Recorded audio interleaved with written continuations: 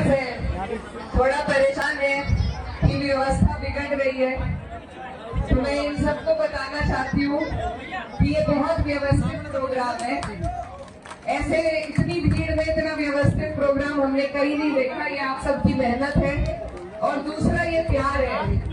मेरे वालिद साहब, मेरे वालिद मरहूम चौधरी मुनव्वर हसन इस क्षेत्र के जनप्रतिनिधि रह चुके हैं। उनका बेहद लगाव इस क्षेत्र से था, आप सबसे था और अपने जिंदगी का बहुत अहम लम्हा उन्होंने आप सबके बीच बिताया।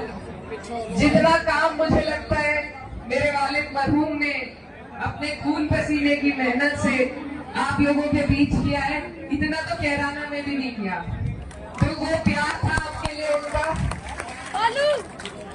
और आज भी वही जुड़ाव है, वही लगाव है और उन्हीं रिश्तों के ताल्लुक से मैं आपके बीच में आई हूँ।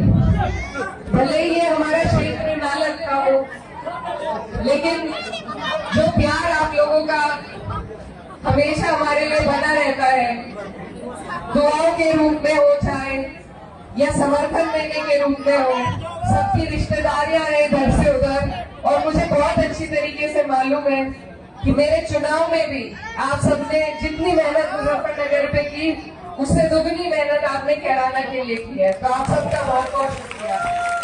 और इस प्यार को, इस ताल्लुक को इसी तरीके से आपको और हमें मेरे वालिद की इस मोहब्बत की विरासत को आगे बढ़ाना है, आगे लेकर चलना है। मैं वादा करती हूँ कि जहाँ आपको मेरी जरूरत पड़ेगी, मैं कंधे से कंधा मिला के आपकी हर परेशानी में, आपके हर दुख सुख में आपके बीच रहूंगी। आप जिस प्रोग्राम के लिए हम यहाँ पर आए हैं, उसके बारे में भी मुझे जो जानकारी हासिल हुई कि एमजेएफ ट्रस्ट लगभग 4 सालों से बहुत मेहनत आप लोगों के बीच कर रहे हैं और जिस तरीके का काम एमजेएफ ट्रस्ट कर रहा है, इस तरीके के काम की पूरे समाज को, हर व्यक्ति को जरूरत है। जो मेरी जानकारी से मुझे हासिल हुई है बात, तो काउंसलिंग के लिए यहाँ पर इन्होंने प्रावधान बनाया है, एक लाइब्रेरी खोली है, स्कॉलरशिप देने का बच्चों को काम कर रहे हैं और कई लगभग 20 से 22 नौकरियां विदेश में और देश में भी दिलाने का बच्चों को काम किया है। तो ये बहुत महत्वपूर्ण चीजें हैं। मेरी तरफ से आप एक बार इनके लिए तालियां बजा दें।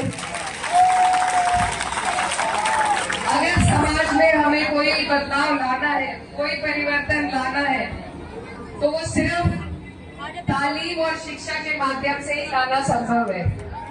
तो अगर हमें कहीं मेहनत करने की जरूरत है, हम सबको मिलकर अगर कहीं मेहनत करने की जरूरत है, तो वो शिक्षा की फील्ड में, तालीम की फील्ड में अपने बच्चों को आगे बढ़ाने की जरूरत है।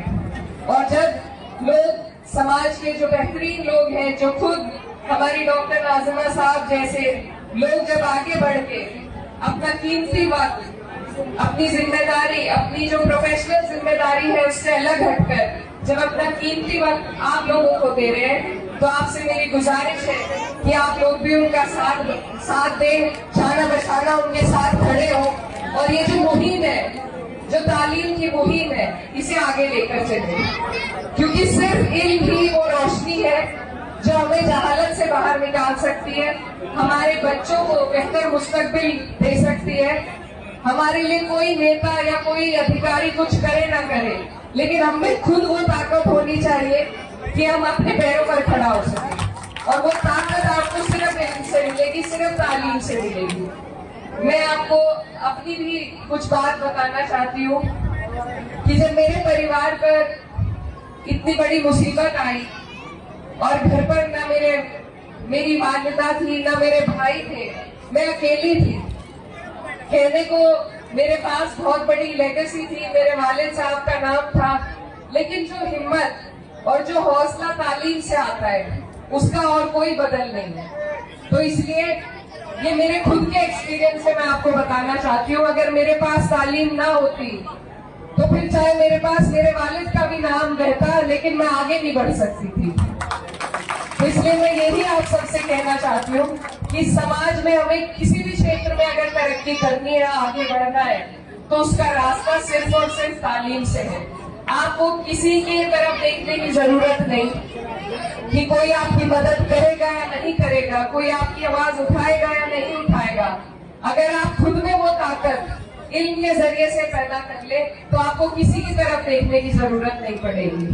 तो आप सबसे मेरी यही दरखास्त है कि दीनी तालीम के साथ साथ अगर हम दुनियाई तालीम पर भी ध्यान दें, क्योंकि जब हमारे बच्चे आगे बढ़ेंगे, अधिकारी बनेंगे, नेता बनेंगे, अपने कौम के लिए कुछ कर सकेंगे, तभी आप अपने अधिकारों की भी बात कर सकते हैं और तभी आप आगे बढ़ सकते हैं, अपनी हर लड़ाई लड़ सकते हैं। आज समाज में हम ये तक नहीं जानते कि हमारे अधिकार क्या क्या है, हमें दबाया जाता है, कुचला जाता है, ये सिर्फ इसी वजह से कि हमें मालूम ही नहीं है कि हमारे पास